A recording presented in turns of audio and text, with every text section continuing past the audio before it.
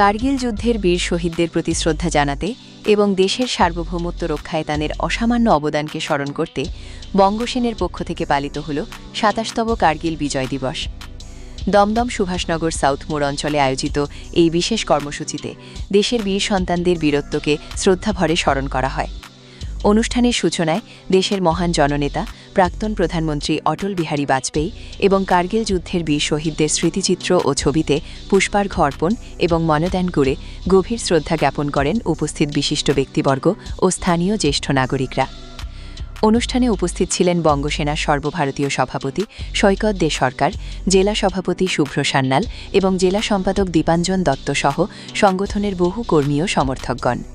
পুষ্পাঞ্জলি প্রদান ও শ্রদ্ধা নিবেদনের পর জাতীয় পতাকা হাতে নিয়ে উপস্থিত সকল কর্মী সমর্থকরা দেশাত্মবোধক স্লোগানে পুরো অঞ্চল মুখরিত করে তোলেন।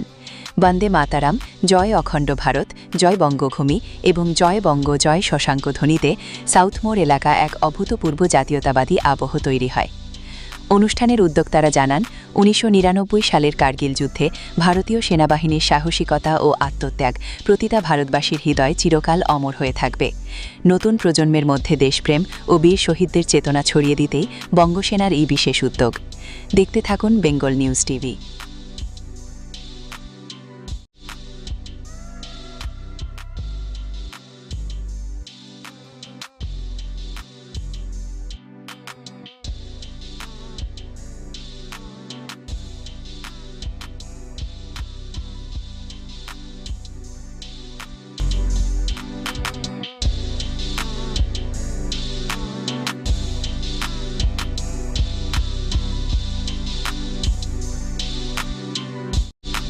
আমি বিচার করেছি, আমি এক্স আর্মি দেশীয় ছিলাম, জুনিয়র কমিশন অফিসার।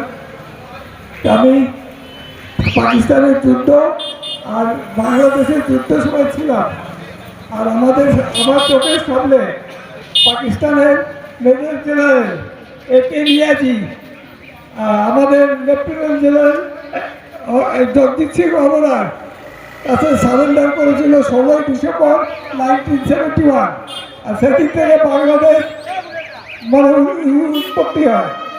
আর প্রথম বাংলাদেশের প্রধানমন্ত্রী হয়েছিল বঙ্গবন্ধু শেখ মুজিবুর রহমান। আমি এনাদের চোখের সামনে দেখেছি। ধন্যবাদ। আমি বঙ্গসেনার সর্বভারতীয় সভাপতি, আমার নাম সৈকত দে সরকার। আমরা আজকে অনুষ্ঠিত করতে চলেছি ২৭তম কার্গিল বিজয় দিবস এবং কার্গিলের বীর শহীদদের আজকে স্মরণ করার দিন, যাদের জন্য কার্গিলের ১ ইঞ্চি পাকিস্তানি হানাদাররা নিতে পারে।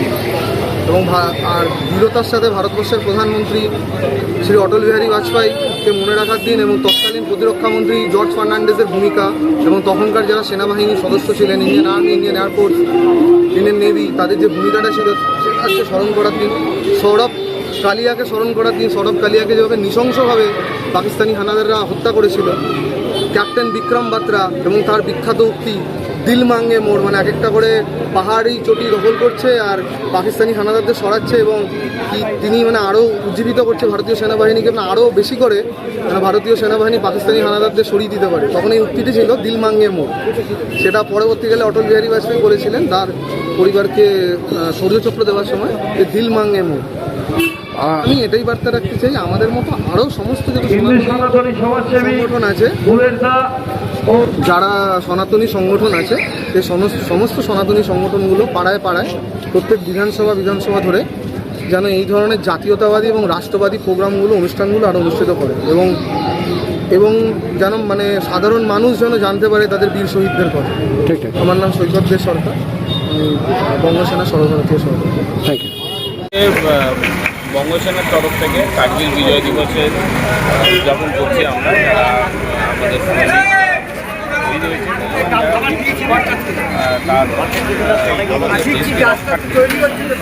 পিঠগুলোকে অকুপাই করছিল, লড়াই করে আচার্য মহাশয়কে দেশের পতাকা ওখানে উড়েছে, দু চার কথা বলার জন্য অনুরোধ করছি। তাদেরকে স্মরণ করা, তাদেরকে সম্মান জানানোর উদ্দেশ্যে আমরা আজকে এই অনুষ্ঠানটা অনুষ্ঠিত করছি।